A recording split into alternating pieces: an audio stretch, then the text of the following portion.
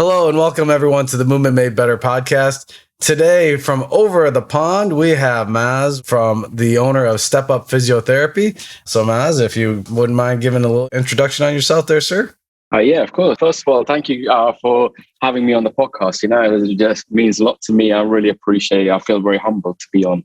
So thank you, guys. Thank you. I'm a physiotherapist from the UK, but physiotherapist slash trainer, coach, whatever you'd want to put on the title. I've been a physiotherapist for now roughly about 5 years. So I went back into education quite late on into my career. I started off as a personal trainer. So I've been doing that for 15, 16 years or so, I would say. I kind of got into my fitness from a young age. So I was heavily involved in terms of all different types of sports. My main had been martial arts. So I used to do karate back when I was since a child, really. So I think I was about 9, 10. And I carried that on till I was about 19. And then from there, it kind of just transitioned into more of a bodybuilding kind of regime. And then everything else thereafter kind of just followed on from that. And yeah, so I went back into education when I was in my mid-20s. And I haven't really looked back since, So I think it's the balance I have now is great in terms of my rehabilitation alongside with what I deliver to my clients for strength training. With my physiotherapy, I do 2 jobs, 2 roles. I work in the NHS as well, which is a government funded healthcare system. I do that part-time, and I work for myself from my private clinic / gym part-time as well. So I kind of juggle the 2. Really. So yeah, so that's where I'm with that. Okay, so if you work part-time for the NHS and then you have your private, is there a difference in the treatment approaches? There's difference in terms of the type of clientele that I see. Okay. So that is slightly different. So the area that I work in terms of geographic location, it is more geared towards the elderly care. So there's a lot of elderly population. So I deal with a lot of patients dealing with arthritic changes, knee, hip replacements, that kind of side of things. And whereas my private side of things, I see more of the kind of like the athletic kind of population. So I would be seeing more gym goers, people that take part in sports, sports clubs, and so on. And so I've got like a wide range of clientele that I tend to see, and I quite like it that way, because I'm exposed to both ends then, and it just keeps me on my feet in terms of more of the education side of things. So I'm constantly learning. New things crop up every time for me. It just keeps me on my toes, really. So it's a good balance. Very nice. So following you, anyone that follows your account knows you aren't your normal physio. So in regards to what most people would consider a physio's approach to how to train and how to handle recovery or coming back from injuries. Yeah. So I get that quite a lot. So I don't have like a traditional kind of physio approach at all. Because I think it's more for the fact that my background that I've had, and also coming from a personal training background, that being first, I kind of see myself as the trainer first, and then I kind of, any injuries that crop up, I then try and put my physio hat on for that, So when I do treat my patients and my clients, I see it more in terms of what I would do for myself, having gone through several injuries myself. I had a ruptured ACL, which I went through the process of getting it reconstructed. I've had several issues with my shoulders, with low back pain, ankle issues. So there's been a fair bit and stuff that I've used in the past, and I can see that is useful. I'm able to pass that on to my clients a lot in an easier manner, So it's kind of like whatever I give to my clients, I make sure that I do it myself. I would never give to my clients something that I've not tried, I've not tested. I don't know what it feels like for them to go through, So I think that is so important. And I don't think some physios expose themselves into that environment. So I think it's very important especially if you're trying to understand the individual and to our clients, to kind of have that understanding ourselves to pass that on. Yeah, the empathy is really increased there. And I think it's a better connection with the patients or your clients because they understand that you've gone through the same thing. So it's nice to have that connection. Absolutely. And the stuff that you guys or anyone that sees on my Instagram page that's more kind of to draw people in, really, you know. So just kind of me just expressing my current level, which changes on a daily basis depending on how my day has gone, what's happening in my life. All those factors affect how I perform on a daily basis. So the stuff that is seen on Instagram isn't always what I do on a daily basis. So they're like my best bits that I kind of showcase. At the end of it, it's always been, I've always had like a base kind of level that I always stick to. My main basics that I've kind of stuck to through the whole of 15, 17 years of me training in weightlifting. That hasn't changed at all. Because having that foundation, I think, has just kind of developed, but it's given me the strength, the mobility required to do some of the stuff that I showcase on my Instagram page, you know. So a lot of people don't really see it from that side. They just think that I do a particular mobility drill or one particular strength exercise, and that gives me the ability to do some of the things that I do. But it's not. It's years and years and years of working on the basics that's been grounded into me that I'm able to kind of showcase what I do. Just having that martial arts background too, you know, you just, as long as you keep moving, like that just gives you this nice base of mobility for the rest of your life. Absolutely. So some of the drills that we used to go through back then, I still implement those into my routine now, you know. So some of the old stuff is most likely probably the best stuff that I've ever done. So there's nothing like all of a sudden there's over the last 4 or 5 years, the sudden outburst of mobility into the fitness industry just kind of just taken over. But it's been around for years and years and years, and no one really paid attention to it, you know.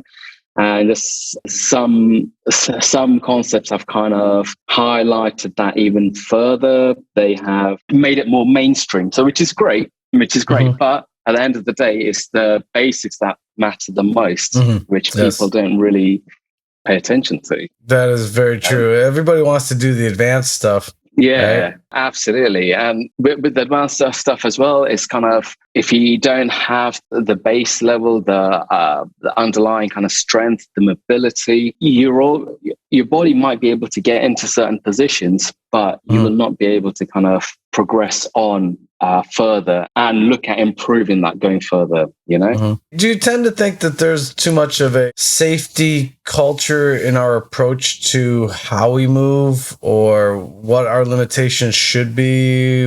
Are we a little bit too much on one side versus understanding maybe we should kind of maybe push the limits a little bit more? Yeah, I think it's kind of, we go through stages. So I think we go through different phases. So like before, several years ago, it would have been the case that certain movements are deemed to be unsafe. You can't get into certain positions.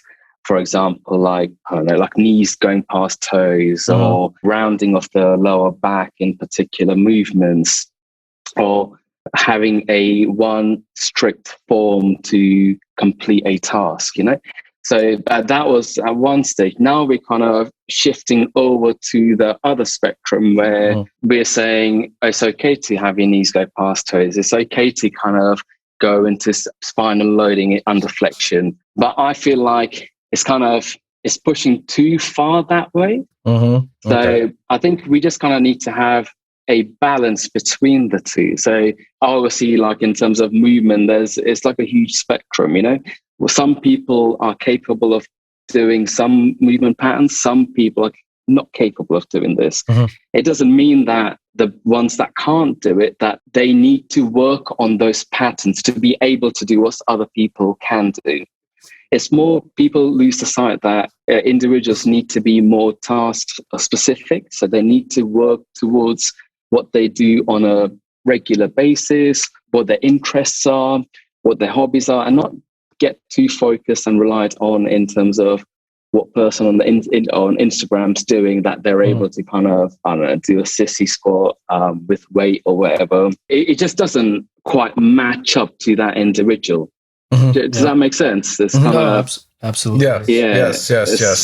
Yeah, Dennis and I talk about that a lot, where like we admire, different movers or people lifting things on the internet, but we don't necessarily try to chase those goals. It's like, hey, look, we train for what we need to, or what I want to get good at, like, whether it's climbing or golf or whatever, or what my clients need. Hey, she wants to be able to get out of bed a little bit easier, or whatever, just pick something up. And I think people get, depending on the messaging of someone on Instagram, they see like, hey, this is the only way. And then they look at it and they're like, oh man, I have back pain, but he says I can pick up this, heavy bar with a rounded back. So I'm going to go try that. And it's like, wait, that might be okay. Like a year down the line.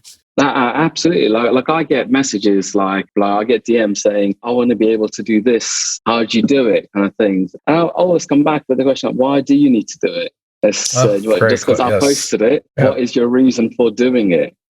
Is that, do you have a particular goal? Is there a specificity involved in this? Do you require it for any tasks throughout the day?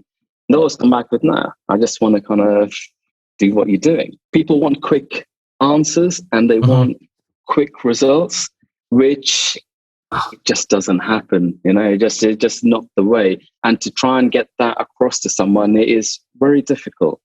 It's the same with pain as well. It's kind of, when people have pain, they always get messages saying that, oh, I've got this issue here, I can't squat. What should I be doing? Should I stop squatting completely? Things like that, And it's kind of always kind of asked like, right, okay, is pain actually limiting you from doing your exercises or activity? Or can you kind of work through the pain?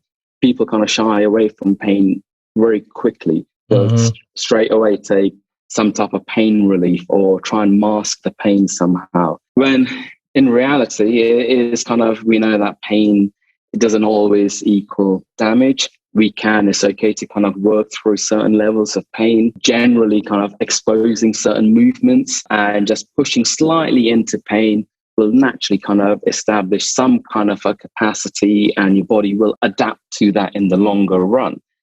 And people don't realize that. People straight away, as soon as they see pain, they want to kind of get rid of the pain. But sometimes I think pain is needed. Pain is not a bad thing. So we experience pain. We should kind of embrace it and be like, okay, so this is what happens when we do this particular movement. It's not the end of the world. Like I have pain pretty much every day. Like I wake up, I have like a bit of a niggle like in my shoulder every now and then, depending on what I've done. I might have a bit of a backache, bit of a knee, like a irritation.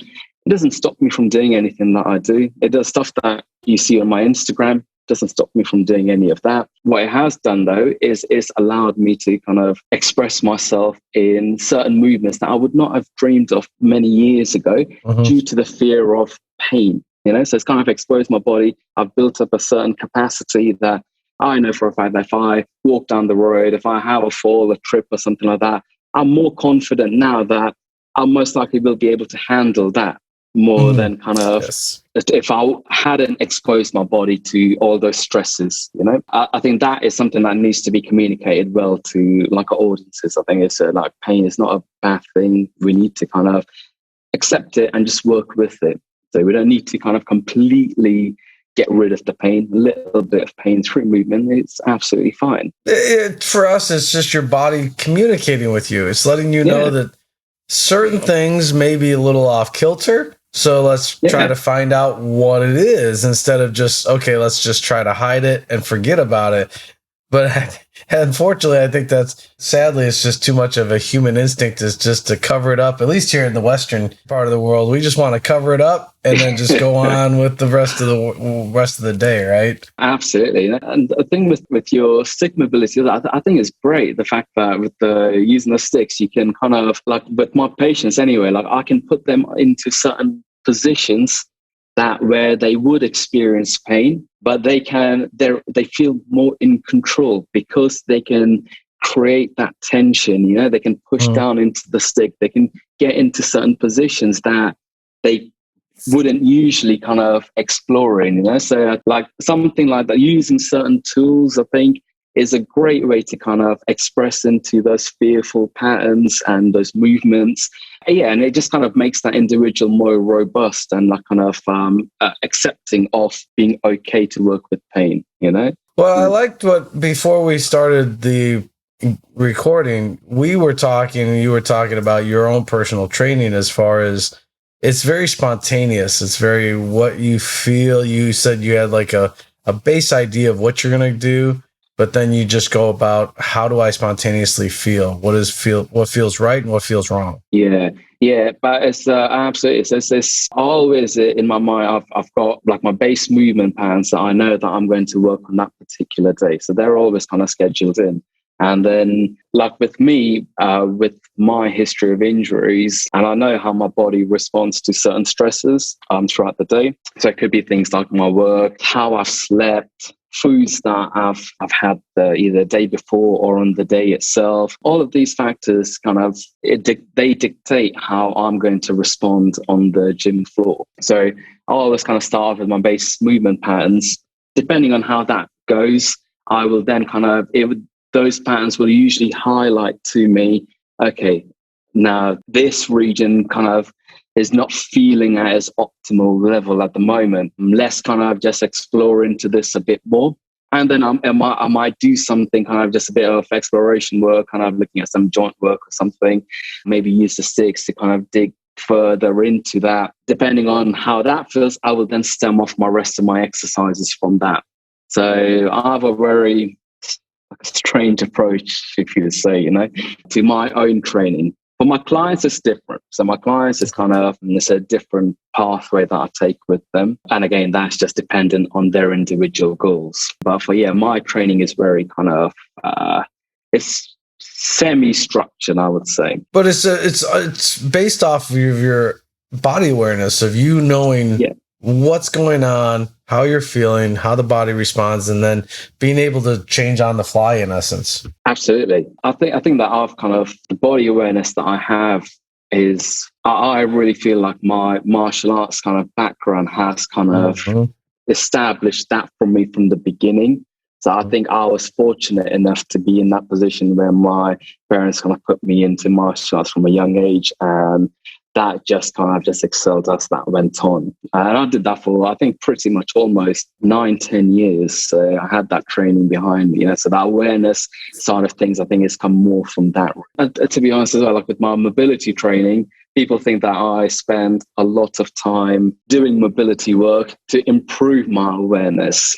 In reality, I don't. Like, my mobility is my actual main weightlifting sessions. A lot of my exercises that I do, they cover multiple joints, looking at going through a large range of motion, and that I class that more as my mobility and my strength working routines. Like, I've tried spending like half an hour just focusing on mobility drills, trying to fit that in throughout the week, but my schedule is just I can't do it. It's just, there's no time for it, So it's just kind of, you just have to be a bit strategic with it. And again, if it's something that you really want to do, then obviously you'll then plan more for that. You'll maybe do more of the mobility training aspect of things for that itself. Whereas mine's more generalized, more for global awareness rather than anything specific at the moment. We often talk about how people kind of forget the context, where things fit into their priorities or their life or what they're trying to accomplish. Everybody just wants to keep putting that round peg in that square hole. That's quite difficult to kind of to target as well. Like, I don't think we'll ever kind of overcome that. I think that's always going to be around. And especially, I think, with social media, although it's so great, like in terms of getting messages across, kind of speaking with people that you wouldn't normally speak to, communicating with them. But at the same time, it just is very negative at times too, and that can kind of stop people from progressing further, I think. Going more to your clinical side, here in the US, if a person is in a system, healthcare system, and they have to go in to see a physical therapist, I don't think they really get a choice in who they get to go see. Would you recommend, even for most people, that they should try to seek out a specific style or certain type or perspective of a physical therapist? Is this more in terms of if they're dealing with pain? Yeah, someone that has an injury. Yeah. Yeah, because I think unfortunately for us over here, it's okay, here, you're going to physical therapy, this is who you're going to go see. And you're like, okay. Sure. So, you know. Yeah. So if you're in pain, something goes wrong, you usually, by the doctors, they'll get referred to the physical therapist. Usually they won't have a choice of which therapist they will see. They'll see one that's local to them, for them at their local hospital. They usually won't get a choice, really, unless if they've already been there before, and then they might then request, right, I want to see this person again. But usually it's just anyone, really, whoever's free, that they will see them itself. Again, in terms of treating certain type, most musculoskeletal physios here, you can see them for any issues, really. So there's no real kind of, you don't need to see this person just for this issue or anything like that. So yeah, I know a lot of physios are going to more cash out of pocket structures.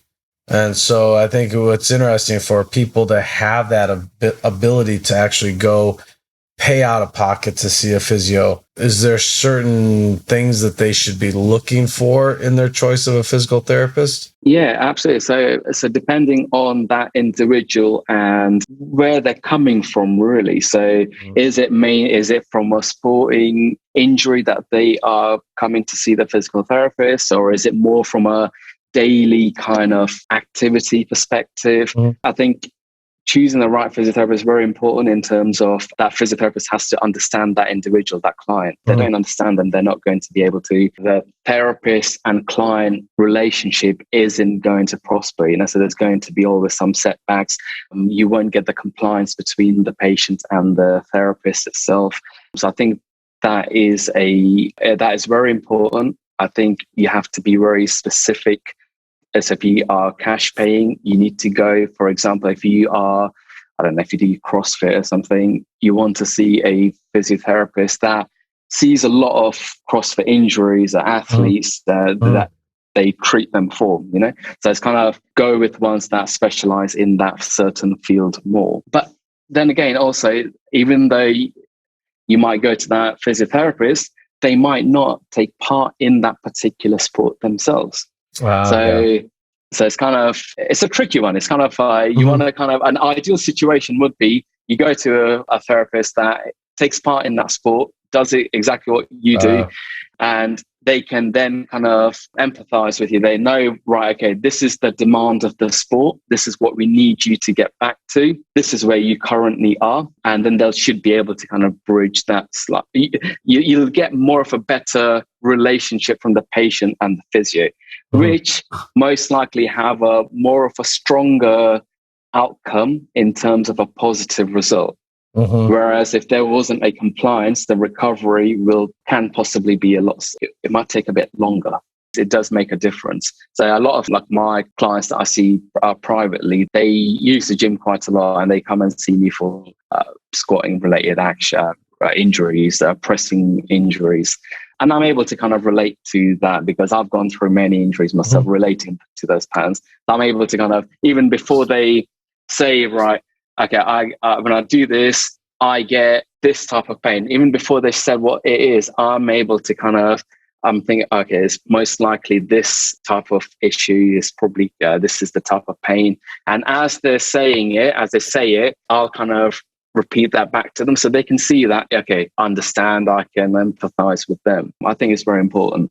Yeah, because here, typically if you go to a physical therapist that you may be referred to at the hospital, sessions are probably half an hour. And then afterwards, it's like, okay, this was the joint that was affected. Here's your printout with the 4 or 5 exercises that you're going to do with this yellow resistance band that we're going to give you. And then, we'll see you in a couple of weeks. Whereas, the private model, there's a little bit more care. Sessions are going to be longer. So I don't know if it's similar there. So kind of like in terms of the NHS, so the time that we get with the patients is limited. So usually it's around about half an hour mark, but within the half an hour, we have to do everything in terms of treat the patient, do the notes. If we need to kind of liaise with anyone else, we need to do all of that kind of within that time frame. Wow. So usually patient contact is probably between 10, 15 minutes, if at most 20 minutes of that 30-minute session. Privately, so when I see my clients, I see them for an hour. And within that hour, I just literally just give them my full attention. I'm just with them from start to finish. I don't do anything else. Anything else that needs doing, I do it afterwards. So in terms of, the care that they receive, there is we just kind of, in the NHS, we're just limited, like resources, but we're just limited with that. Although it's not ideal, but it's the best that we can deliver at this moment, you know? So it's kind of, I don't know if I've gone off topic there. Was that, did I answer? No. That makes sense. That was good.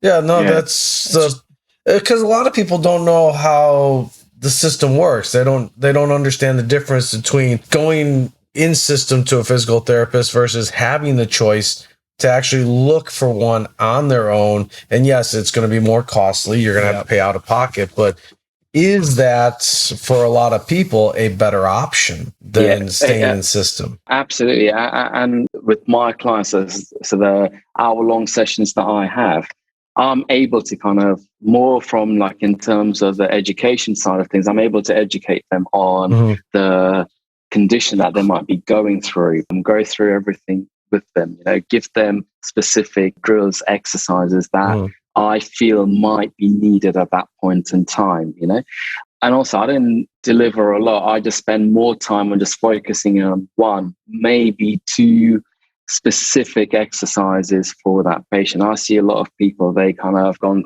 to see a certain physio. They've given them basically like a sheet of A4 paper with 6, 7, 8 different exercises that's targeting multiple things like stability, mobility, strength.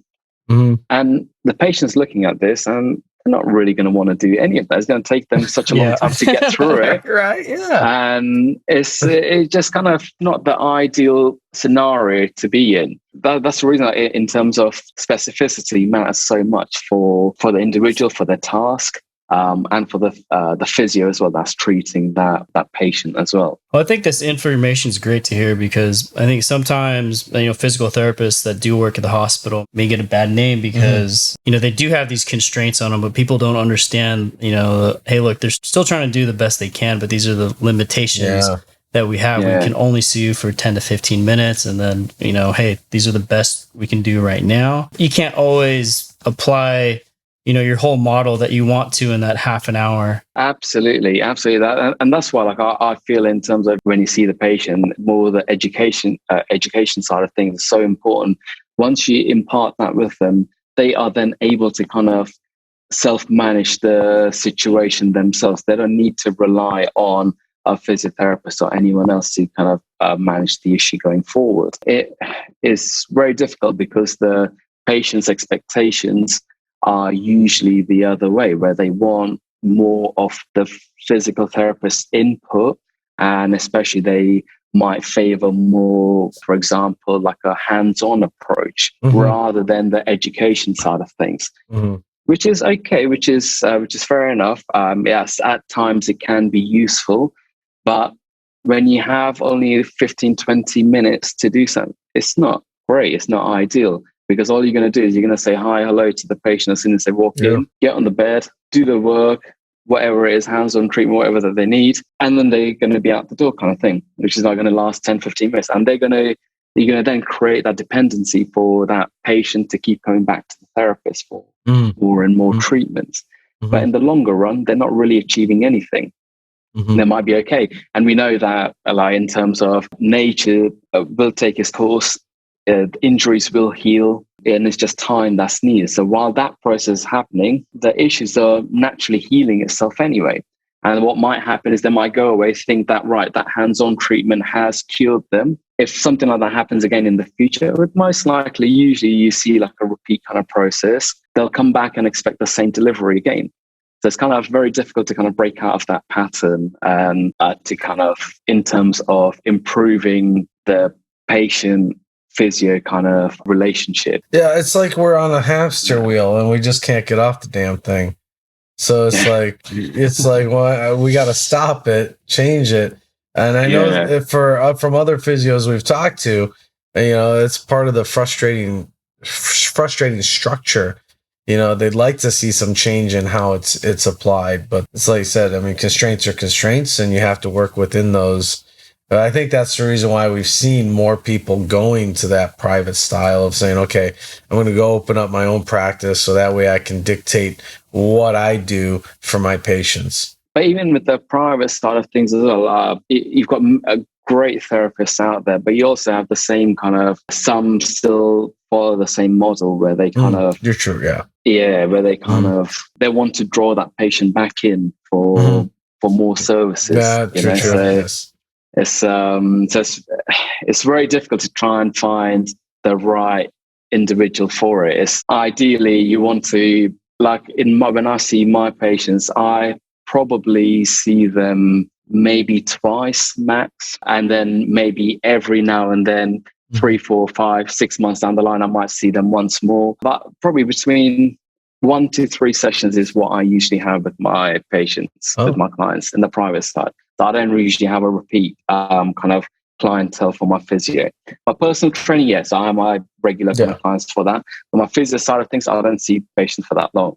I give them as much kind of information as I can that I think is suited for them, and I get them to work on it going forward. And they can always kind of, if any issues, any concerns, then they get in touch with me, and I usually address it through messages, and if another appointment's needed, then I'll book them in. So it doesn't kind of create that dependency for my client to be like, yeah, they need to come and see me for the issue to go away. They know what to do. They know that, right, okay, this is how long it's going to take for something like this to kind of improve. There's going to be ups and downs. Give them as much information as they need, and then they're happy to kind of manage this going forward. But I know many that don't follow that approach. Gotcha. And they have reverse, so and that's the kind of the frustrations, I would say, like within within our industry, really, so in the fitness and the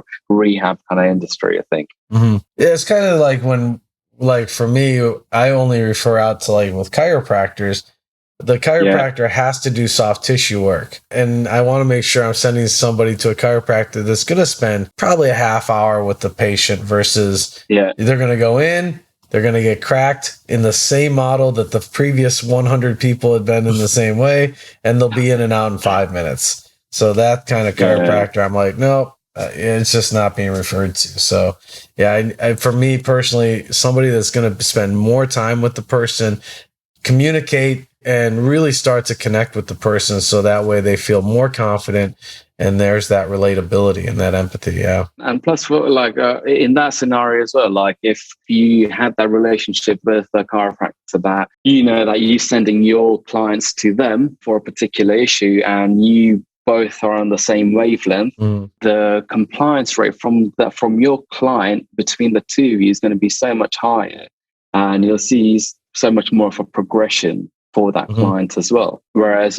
compared to that other model, it's not. It's just kind of, you're just creating that hamster wheel, So it's kind of, completely agree. So coming from this personal training background and then having the physiotherapy background, do you feel like this just needs to be blended into one profession? Because there's so much crossover, and when it comes to strength training, overload, all that. I think a lot of the stuff that I do from my physio side of things, I do exactly the same in my personal training side of things. Leading up to when I did my physiotherapy degree, a lot of what I do now it's pretty much been the same. It's only things that my thinking has just changed in some of the thought processes that I used to think that, right, okay, this is what happens when you do this.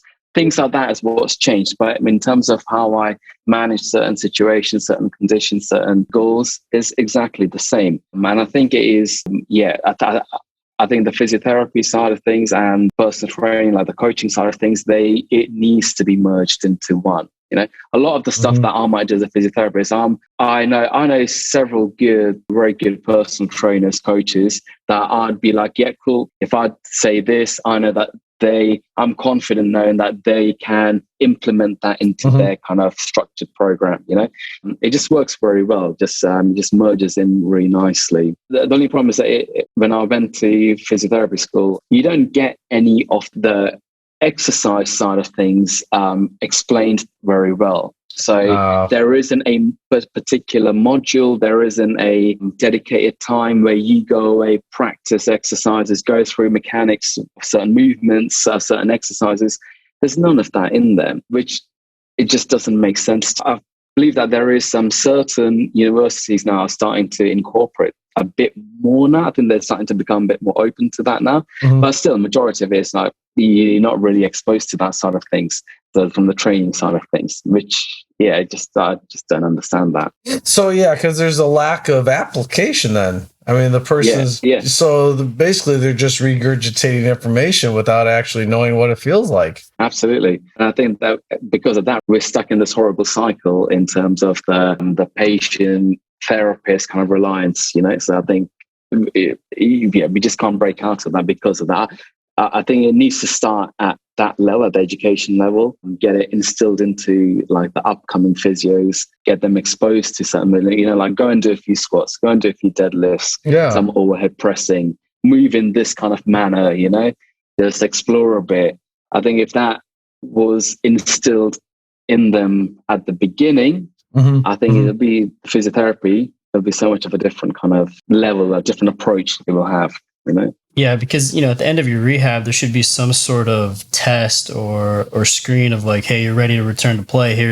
Let's do some of these activities, and see if you can just do them without having to, be hesitant or freeze up a little bit. You've got to be able to go out there and go 100% and, not care. And the amount of physios that I talk to, and I will then speak, how do you feel when you do this? Or did you do this test? How did you explain that to them? They'll be like, I don't know. I just said that, do this. I've kind of, here's the sheet, kind of do this for me. There's kind of, so that side of things, I think it definitely does need to change, It's like the doctor that tells you to lose weight and eat healthier as they're smoking a cigarette back in the day when they smoke a cigarette in front of you and you're like, dude, you're like 300 pounds, bro. And you're smoking a cigarette in my face back when you could do that. But that's kind of the ironic thing. You're like, do you practice what you're preaching essentially, right? Yeah, I think that's so important, but it just gets overlooked by a lot of clinicians, I feel. I think it'd be so much more different if someone just picked up a barbell and just did like 10 squats or something. Just the information that they would get, which they can then impart with their client, the patient, is so much more different. That is very true. That is very true. Well, Maz, thank you for joining us, man. I know it's late over there, so we'll get you off here. Thank you, brother. We appreciate your time. Love seeing your information online. As far as anybody that wants to follow you, how can they get a hold of you or stay in contact? Yes, I'm mainly just more active on Instagram. So it's just one word, just Step Up Physiotherapy. I've got my link to my website on there as well. You can check me out on there. But that's the only main platform that I really use. I don't really use Facebook that much, and not on Twitter or anything like that at all. But just Instagram mainly. Fantastic. Thank you so much for having me on, guys. I really, really appreciate that. I feel very humbled again. I love everything that you do. So I watch all the podcasts that you do. Everything that you do it's great. Well, thank you very much. Thank you, brother. And thank you for everything, all the information you're putting out there to the people that need it. We need more people like you, brother. Alrighty.